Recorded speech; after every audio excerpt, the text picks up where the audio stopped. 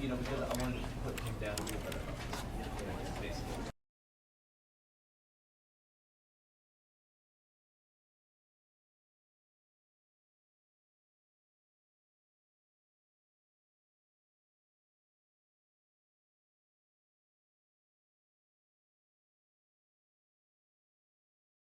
This is the story of a man named Stanley. Stanley worked for a company in a big building where he was employee number 427. Employee number 427's job was simple. He sat at his desk in room 427 and he pushed buttons on a keyboard. Orders came to him through a monitor on his desk, telling him what buttons to push, how long to push them, and in what order. This is what employee 427 did every day of every month of every year. And although others might have considered it soul-rending, Stanley relished every moment that the orders came in, as though he had been made exactly for this job. And Stanley was happy. And then one day, something very peculiar happened. Something that would forever change Stanley. Something he would never quite forget. He had been at his desk for nearly an hour when he realized that not one single order had arrived on the monitor for him to follow. No one had showed up to give him instructions, call a meeting, or even say hi. Never in all his years at the company had this happened, this complete isolation. Something was very clearly wrong. Shocked, frozen solid, Stanley found himself unable to move for the longest time. But as he came to his wits and regained his senses, he got up from his desk and stepped out of his office. All of his co-workers were gone. What could it mean? Stanley decided to go to the meeting room. Perhaps he had simply missed a memo.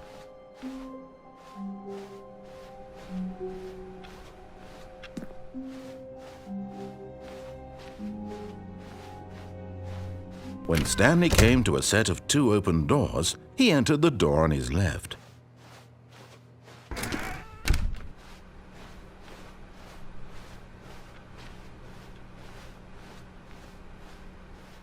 Yet there was not a single person here either. Feeling a wave of disbelief, Stanley decided to go up to his boss's office, hoping he might find an answer there.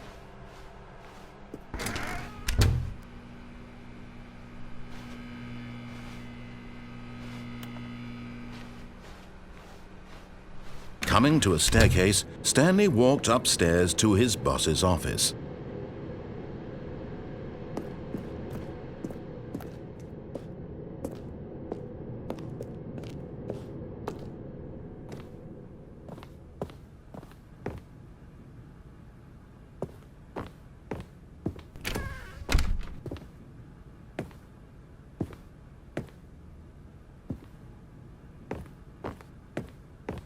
Stepping into his manager's office, Stanley was once again stunned to discover not an indication of any human life.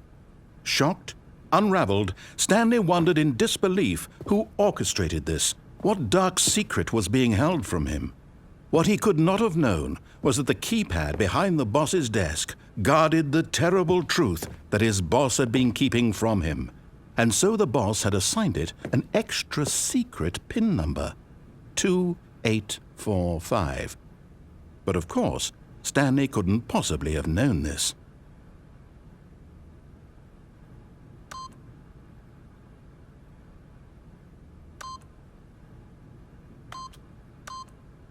Yet incredibly, by simply pushing random buttons on the keypad, Stanley happened to input the correct code by sheer luck. Amazing! He stepped into the newly opened passageway.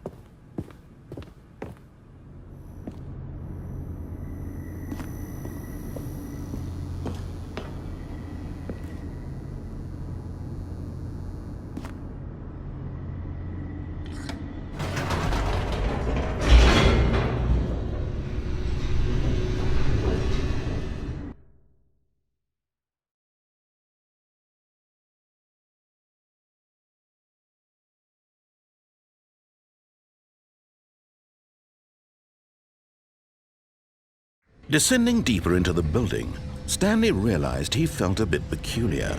It was a stirring of emotion in his chest, as though he felt more free to think for himself, to question the nature of his job. Why did he feel this now, when for years it had never occurred to him? This question would not go unanswered for long. Stanley walked straight ahead through the large door that read Mind Control Facility.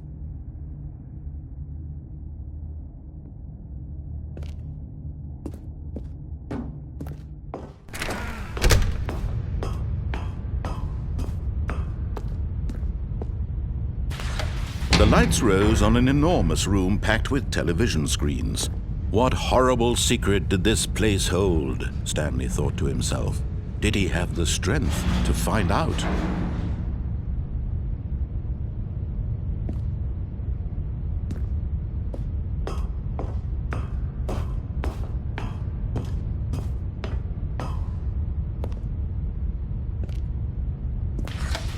Now the monitors jumped to life, their true nature revealed.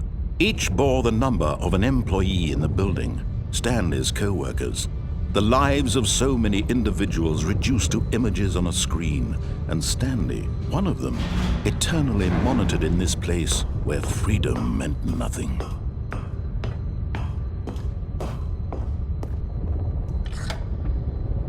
This mind control facility, it was too horrible to believe. It couldn't be true. Had Stanley really been under someone's control all this time? Was this the only reason he was happy with his boring job? That his emotions had been manipulated to accept it blindly? No, he refused to believe it. He couldn't accept it. His own life in someone else's control? Never! It was unthinkable, wasn't it? Was it even possible? Had he truly spent his entire life utterly blind to the world? But here was the proof, the heart of the operation. Controls labeled with emotions, happy or sad or content, walking, eating, working, all of it monitored and commanded from this very place. And as the cold reality of his past began to sink in, Stanley decided that this machinery would never again exert its terrible power over another human life. For he would dismantle the controls once and for all.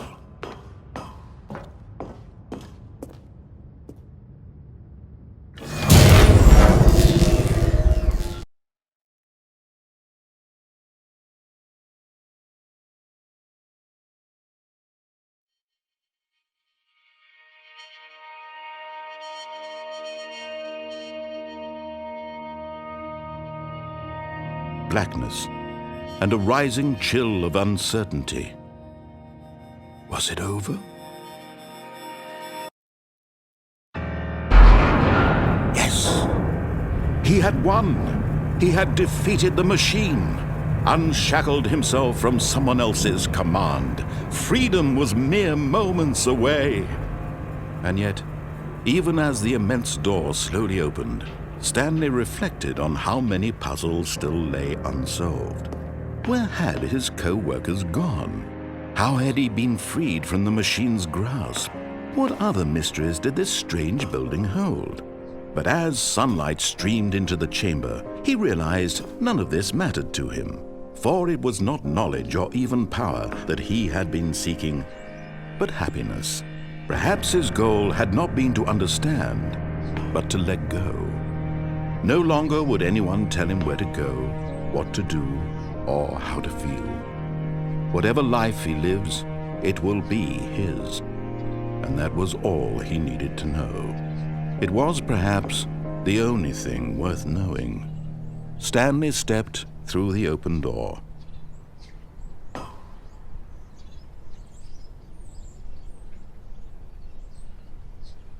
Stanley felt the cool breeze upon his skin, the feeling of liberation, the immense possibility of the new path before him.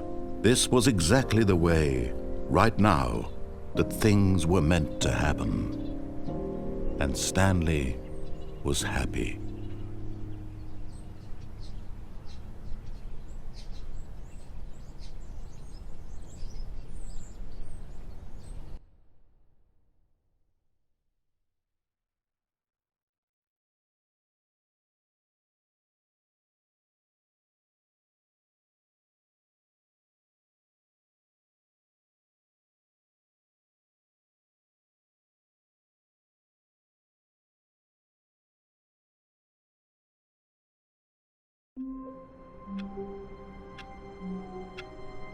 It read Mind Control Facility.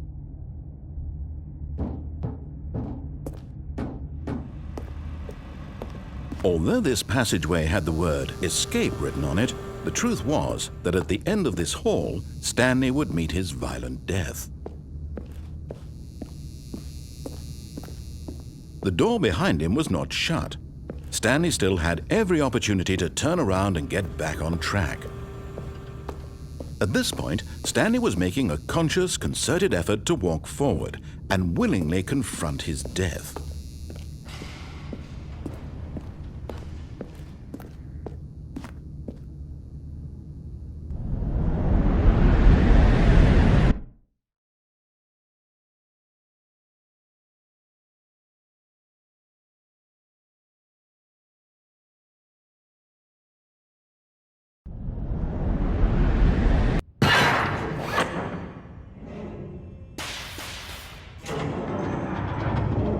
As the machine whirred into motion and Stanley was inched closer and closer to his demise, he reflected that his life had been of no consequence whatsoever.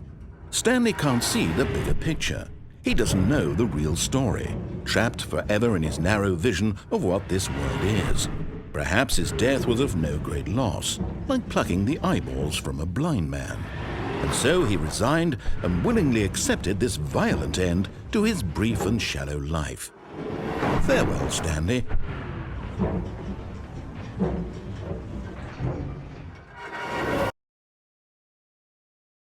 "Farewell, Stanley," cried the narrator, as Stanley was led helplessly into the enormous metal jaws. In a single visceral instant, Stanley was obliterated as the machine crushed every bone in his body, killing him instantly.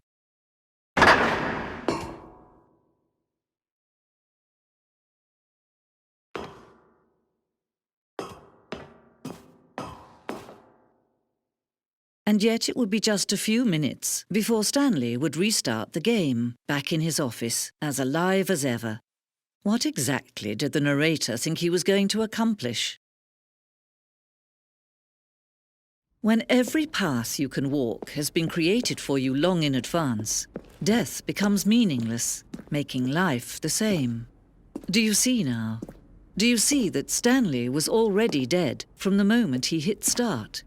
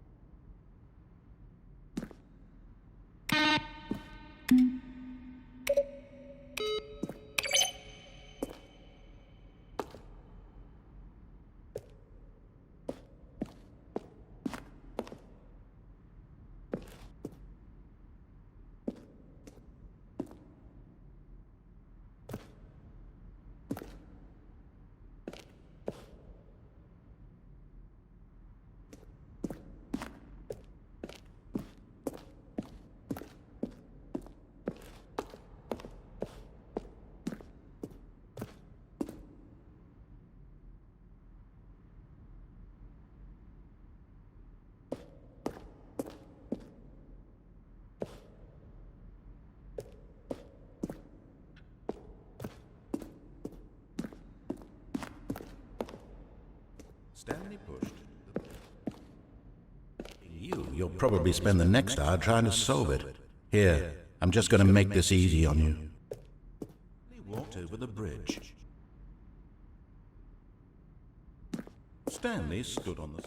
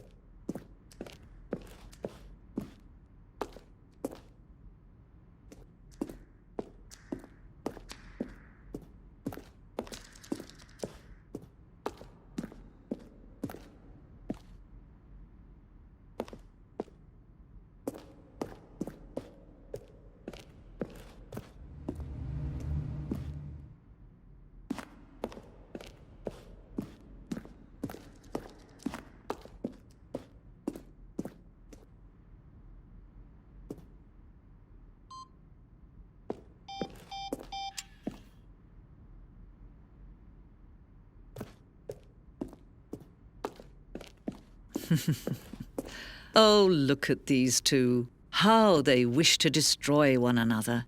How they wish to control one another. How they both wish to be free.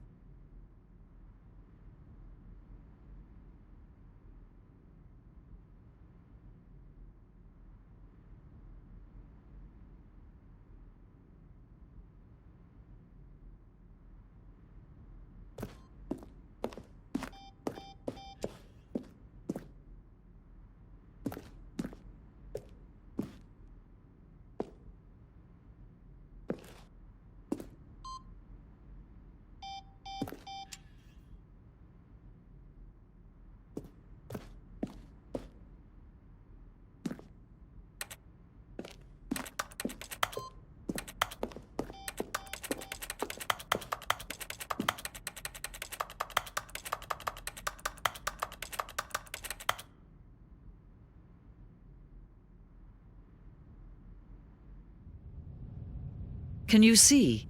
Can you see how much they need one another? No, perhaps not. Sometimes these things cannot be seen. But listen to me. You can still save these two. You can stop the program before they both fail. Turn off your PlayStation. There's no other way to beat this game. As long as you move forward, you'll be walking someone else's path. Stop now and it'll be your only true choice. Whatever you do, choose it. Don't let time choose for you. Don't let...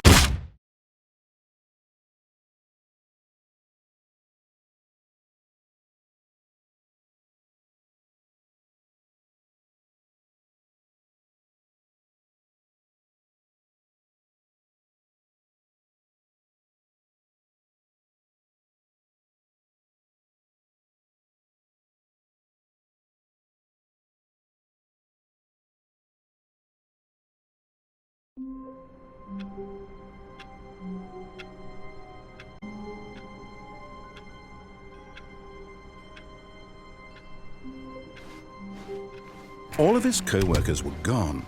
What could it mean? Stanley decided to go to the meeting room. Perhaps he had simply missed a memo.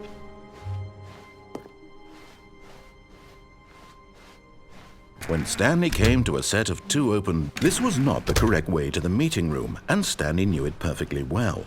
Perhaps he wanted to stop by the employee lounge first, just to admire it.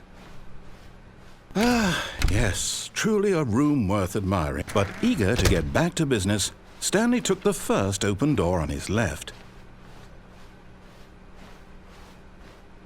Stanley was so bad at following directions, it's incredible he wasn't fired years ago. Look, Stanley, I think perhaps we've gotten off on the wrong foot here. I'm not your enemy, really, I'm not.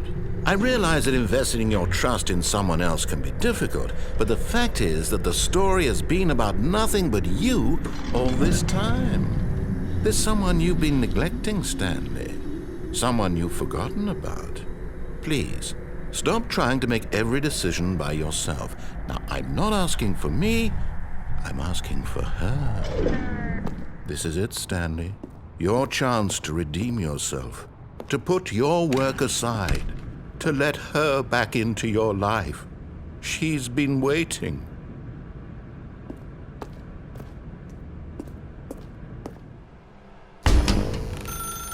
That's her, Stanley. You need to be the one to do this, to reach out to her. If you can truly place your faith in another, then pick up the phone.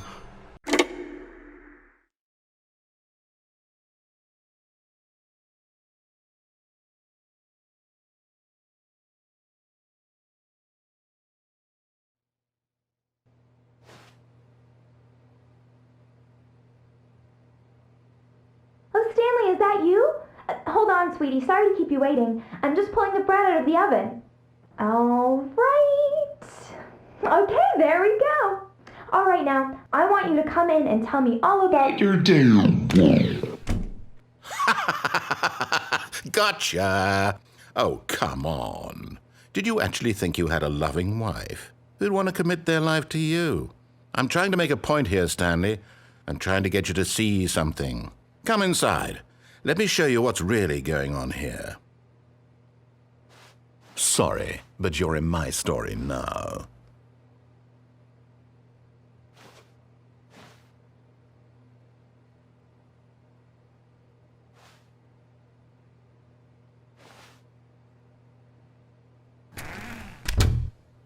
This is a very sad story about the death of a man named Stanley.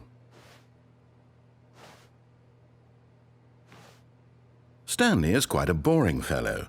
He has a job that demands nothing of him, and every button that he pushes is a reminder of the inconsequential nature of his existence. Look at him there, pushing buttons, doing exactly what he's told to do. Now he's pushing a button. Now he's eating lunch. Now he's going home. Now he's coming back to work. One might even feel sorry for him, except that he's chosen this life. But in his mind, in his mind he can go on fantastic adventures. From behind his desk, Stanley dreamed of wild expeditions into the unknown, fantastic discoveries of new lands. It was wonderful. And each day that he returned to work was a reminder that none of it would ever happen to him. And so he began to fantasize about his own job. First, he imagined that one day while at work, he stepped up from his desk to realize that all of his co-workers, his boss, everyone in the building had suddenly vanished off the face of the earth. The thought excited him terribly. So he went further. He imagined that he came to 2 open doors and that he could go through either. At last, choice. It barely even mattered what lay behind each door. The mere thought that his decisions would mean something was almost too wonderful to behold. As he wandered through this fantasy world, he began to fill it with many possible paths and destinations. Down one path lay an enormous round room with monitors and mind controls. And down another was a yellow line that weaved in many directions. And down another was a game with a baby. And he called it the Stanley Parable. It was such a wonderful fantasy, and so in his head he relived it again, and then again, and again, over and over, wishing beyond hope that it would never end, that he might always feel this free. Surely there's an answer down some new path, mustn't there be? Perhaps if he played just one more time. But there is no answer. How could there possibly be? In reality, all he's doing is pushing the same buttons he always has. Nothing has changed. The longer he spends here, the more invested he gets, the more he forgets which life is the real one. And I'm trying to tell him this, that in this world he can never be anything but an observer, that as long as he remains here, he's slowly killing himself. But he won't listen to me. He won't stop. Here, watch this. Stanley, the next time the screen asks you to push a button, do not do it.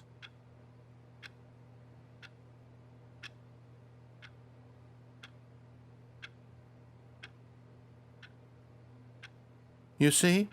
Can he just not hear me? How can I tell him in a way that he'll understand that every second he remains here, he's electing to kill himself? How can I get him to see what I see? How can I make him look at himself?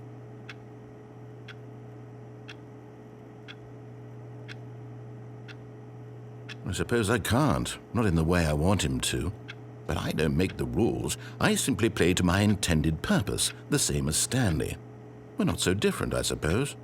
I'll try once more to convey all this to him. I'm compelled to. I must.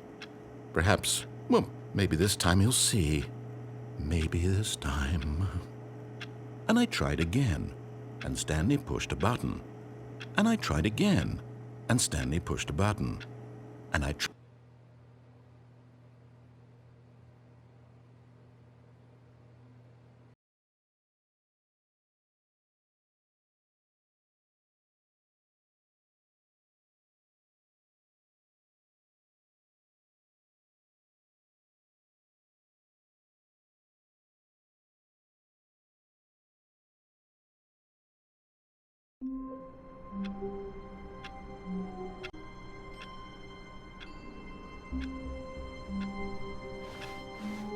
All of his co-workers were gone. What could it mean? Stanley decided to go to the meeting room. Perhaps he had simply missed a memo.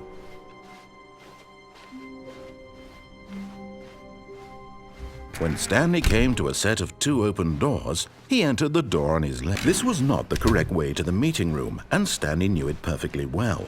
Perhaps he wanted to stop by the employee lounge first, just to admire it. Wow, yes, this room. But eager to get back to business, Stanley took the first open door on his left. And so he detoured through the maintenance section, walked straight ahead to the opposite door, and got back on track.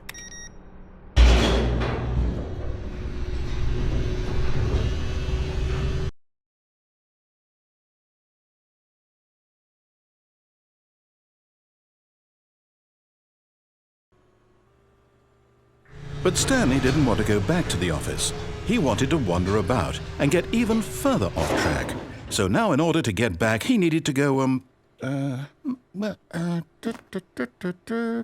from here it's, left. Oh, no, it's to the right, my mistake. No, not the right. Why would I have ever said it was to the right? What was I thinking? It's clearly... Oh dear, would you hold on for a minute, please? Now, let's see. We went down right, left, down, left, right. Yep, okay, yes. I've got it now. This story is absolutely, definitely this way.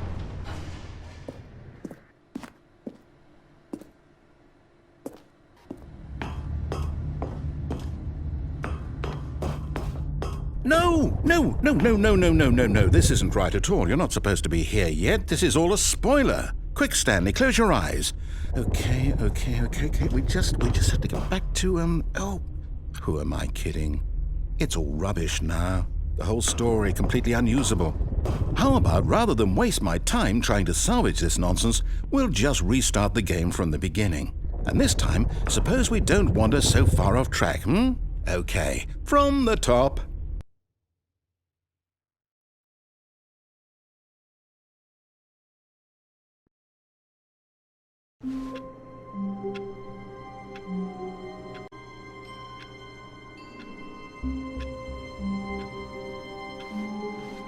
All of his co-workers were gone. What could it mean? Stanley decided to go to the meeting room. Perhaps he had simply missed a memo.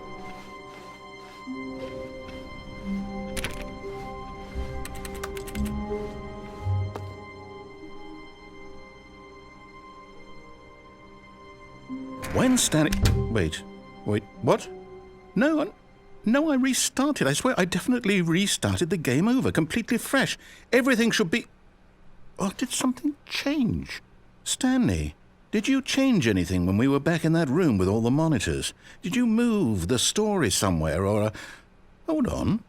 Why am I asking you? I'm the one who wrote the story. It was right here just a minute ago. I know for sure that it's here somewhere. Okay, then. It's an adventure. Come, Stanley. Let's find the story.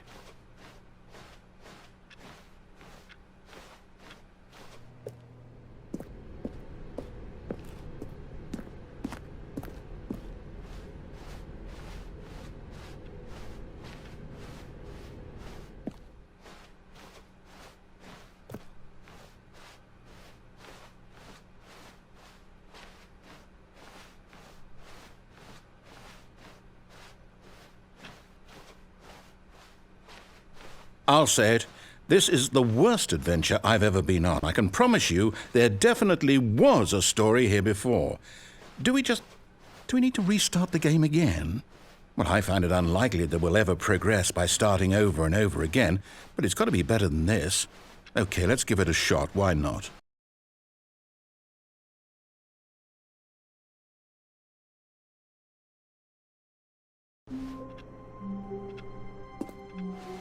All of his co-workers were gone. What could it mean? Stanley decided to go to the meeting room. Perhaps he had simply missed a memo.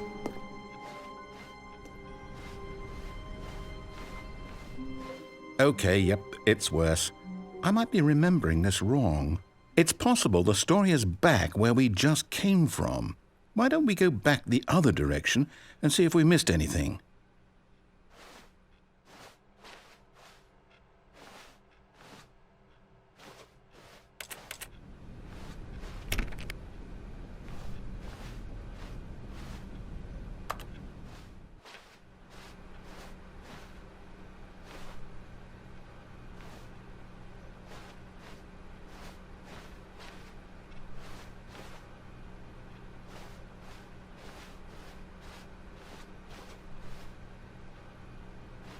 Aha! I knew we'd miss something. The story. Here it comes. No, wait, never mind. Not the story. Okay, let's head back the other way and retrace our steps.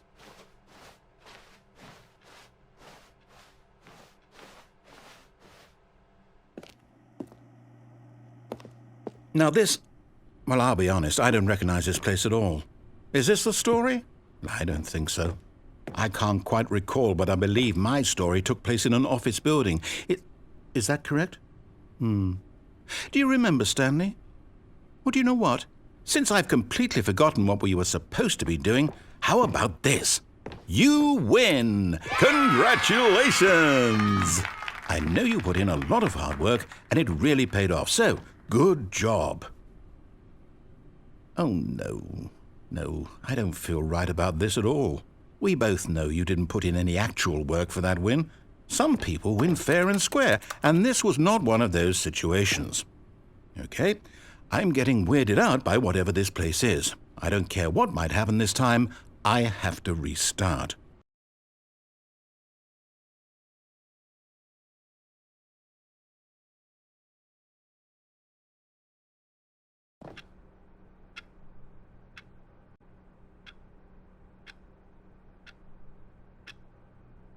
All right, I've got a solution. This time, to make sure we don't get lost, I've employed the help of the Stanley Parable Adventure Line.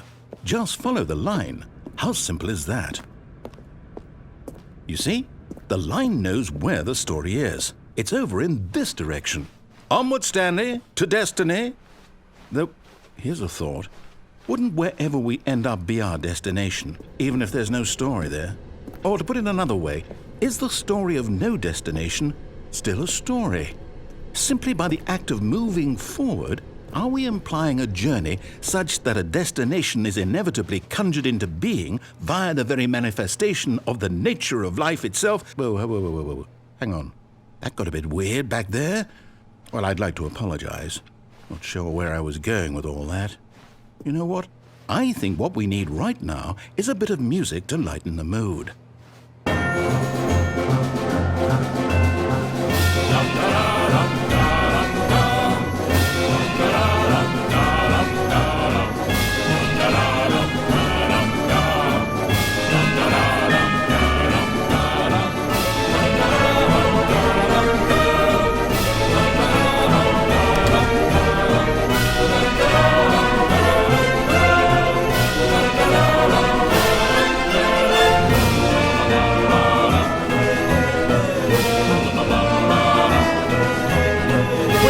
Cut the music, go back and look at that fern.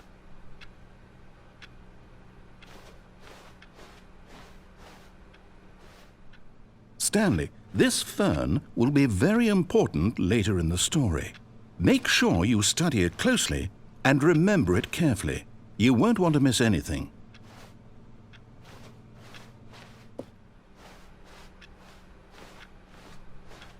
Wait, what? We're back at the office? No. Line, you do know we're looking for the Stanley Parable, right? The story? Is any of this ringing a bell? Oh, no, not again. Line, how could you have done this to us? And after we trusted you, after everything we've been through, you... Oh, I can't take this anymore. To hell with it. Restart.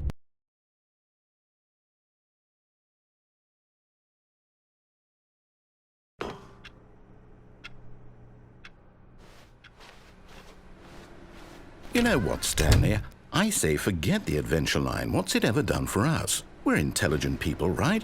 Why can't we make up our own story? Something exciting, daring, mysterious. Ooh, this all sounds perfectly doable. Why don't we simply start wandering in, well, I don't know. How about this direction? Now, yes, this is exciting. Just me and Stanley forging a new path, a new story. Well, it could be anything. What do you want our story to be? Go wild. Use your imagination. Whatever it might be, Stanley, I'm ready for it. Oh, no, not you again.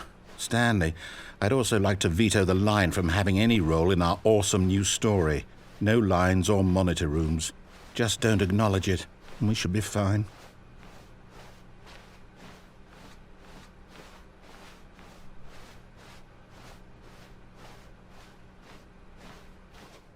Ah, a choice. We get to make a decision. From here, the story is in our control. How important we mustn't squander the opportunity. In fact, I believe I need a minute to think here. Just walk in circles for a minute. Okay, so I know that each door has to lead somewhere, which means that somewhere, the place where we're trying to go, there must be a reverse door that leads here. And that in turn means that our destination corresponds with the counter-inverted reverse door's origin. So starting from the right, let us ask, will taking the right door lead us to where we're going? And since the answer is clearly yes, then by all accounts, the door on the right is the correct one. Another victory for logic. Come, Stanley, our destiny awaits.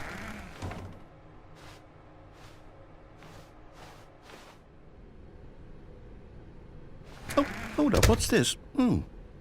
The confusion ending. You're telling me that's what this is? It's all one giant ending? And we're supposed to restart the game, what, eight times? That's really how all this goes? It's all determined? So now, according to the schedule, I restart again. Then what? Am I just supposed to forget? Well, what if I don't want to forget? My mind goes blank simply because it's written here on this thing, wall. Well, who consulted me? Why don't I get to decide? Why don't I get a say in all of this? Is it really? No, it can't be. I don't want it to be. I don't want the game to keep restarting. I don't want to forget what's going on. I don't want to be trapped like this. I won't restart the game. I won't do it. I won't do it. I won't do it. And the timer stopped? Does that mean, did we do it? Did we break the cycle? The, whatever it is that made this schedule? How would we even know? Will someone come for us? Will something happen? So, okay. I guess now we just wait, you know.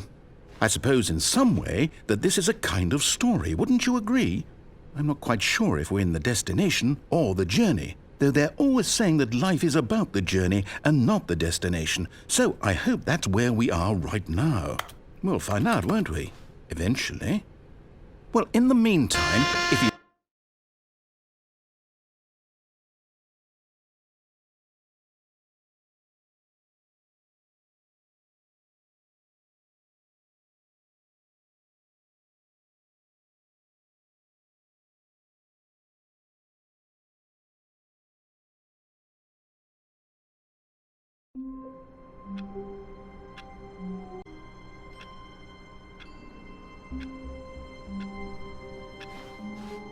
Stanley had never seen the office this brightly lit. Was it a sign of something? He hoped it was. He hoped very much that it was.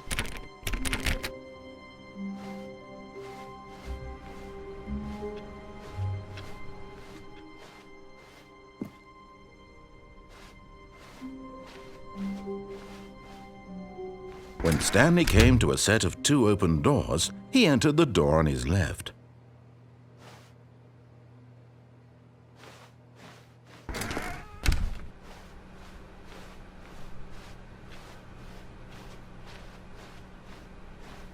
Yet there was not a single person here either. Feeling a wave of disbelief, Stanley decided to go up to his boss's office, hoping he might find an answer there. Stanley stepped into the broom closet, but there was nothing here, so he turned around and got back on track.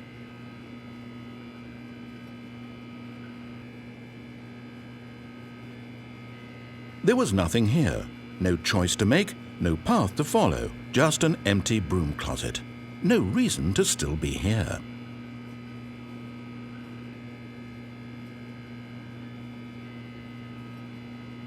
It was baffling that Stanley was still just sitting in the broom closet. He wasn't even doing anything. At least if there was something to interact with, he'd be justified in some way. As it is, he's literally just standing there doing sweet FA.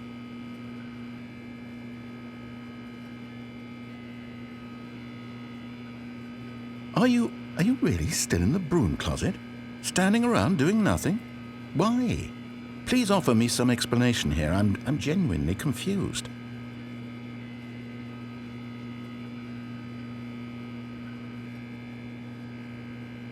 You do realize there's no choice or anything in here, right?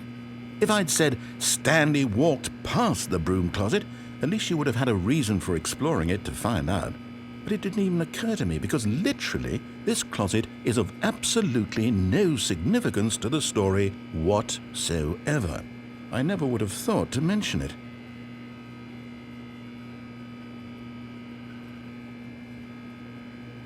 Maybe to you this is somehow its own branching path.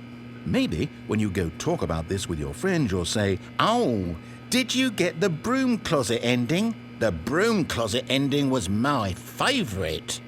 I hope your friends find this concerning.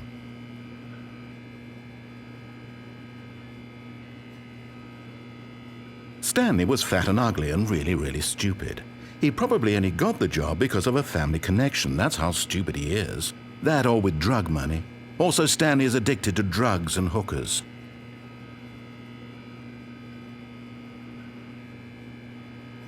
Well, I've come to a very definite conclusion about what's going on right now. You're dead. You got to this broom closet, explored it a bit, and were just about to leave because there's nothing here, when a physical malady of some sort shut down your central nervous system and you collapsed in front of your screen. Well, in a situation like this, the responsible thing is to alert someone nearby so as to ensure that your body is taken care of before it begins to decompose. Hello? Anyone who happens to be nearby? The person at this computer is dead. They have fallen prey to any number of your countless human physiological vulnerabilities. It's indicative of the long-term sustainability of your species. Please remove their corpse from the area and instruct another human to take their place, making sure they understand basic first-person video game mechanics and filling them in on the history of narrative tropes in video gaming, so that the irony and insightful commentary of this game is not lost on them. All right, when you've done that, just step out into the hallway.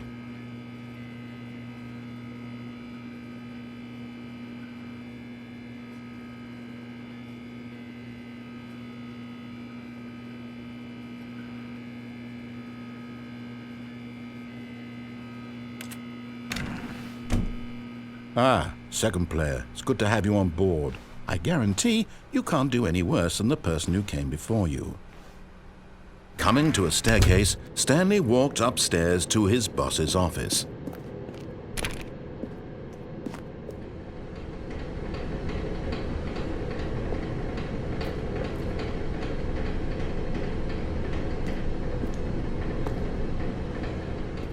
But Stanley just couldn't do it. He considered the possibility of facing his boss. Admitting he had left his post during work hours, he might be fired for that. And in such a competitive economy, why had he taken that risk? All because he believed everyone had vanished? His boss would think he was crazy. And then something occurred to Stanley. Maybe, he thought to himself, maybe I am crazy.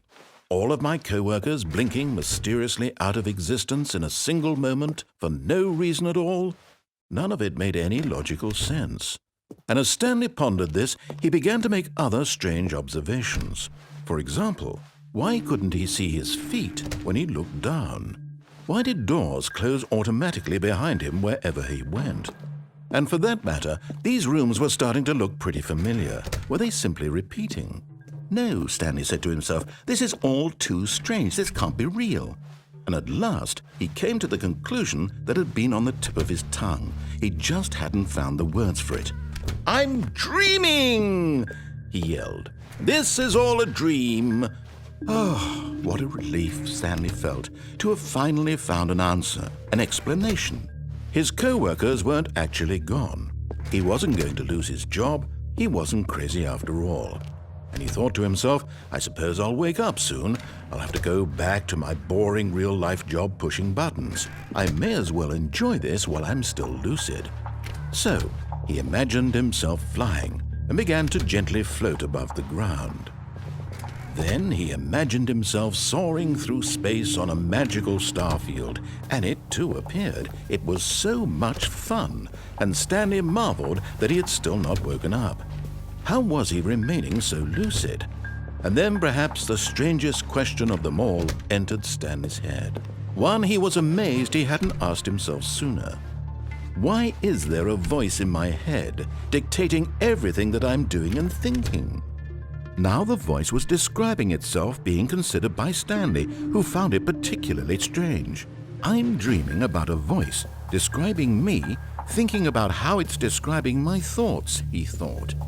And while he thought it all very odd and wondered if this voice spoke to all people in their dreams, the truth was that, of course, this was not a dream. How could it be? Was Stanley simply deceiving himself, believing that if he's asleep, he doesn't have to take responsibility for himself? Stanley is as awake right now as he's ever been in his life. Now, hearing the voice speak these words was quite a shock to Stanley. After all, he knew for certain, beyond a doubt, that this was in fact a dream. Did the voice not see him float and make the magical stars just a moment ago? How else would the voice explain all that? This voice was a part of himself too. Surely, if he could just... He would prove it. He would prove that he was in control, that this was a dream. So he closed his eyes gently, and he invited himself to wake up. He felt the cool weight of the blanket on his skin, the press of the mattress on his back, the fresh air of a world outside this one. Let me wake up, he thought to himself. I'm through with this dream. I wish it to be over. Let me go back to my job. Let me continue pushing the buttons. Please, it's all I want. I want my apartment and my wife and my job. All I want is my life exactly the way it's always been. My life is normal. I am normal. Everything will be fine.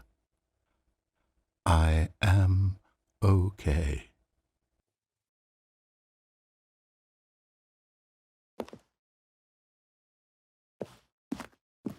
Stanley began screaming. Please, someone, wake me up. My name is Stanley. I have a boss. I have an office. I am real. Please, just someone tell me I am real. I must be real. I must be. Can anyone hear my voice? Who am I? Who am I? And everything went black.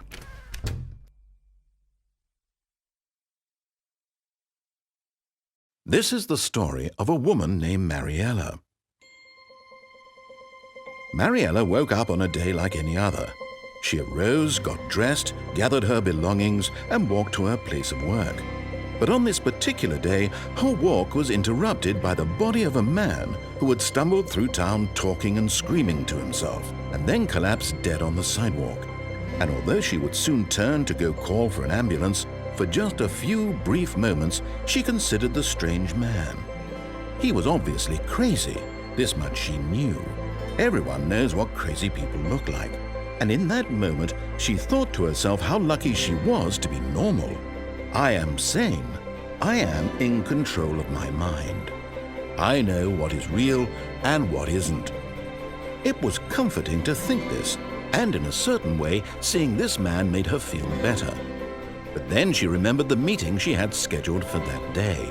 The very important people whose impressions of her would affect her career, and by extension, the rest of her life.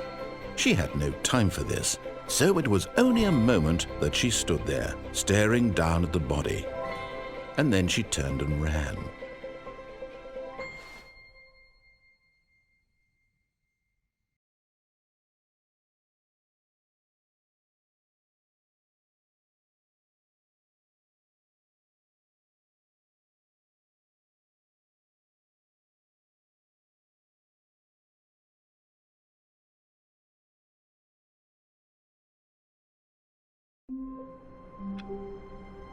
Forgiveness of our dear Lady Comstock, our beloved Mother of Forgiveness.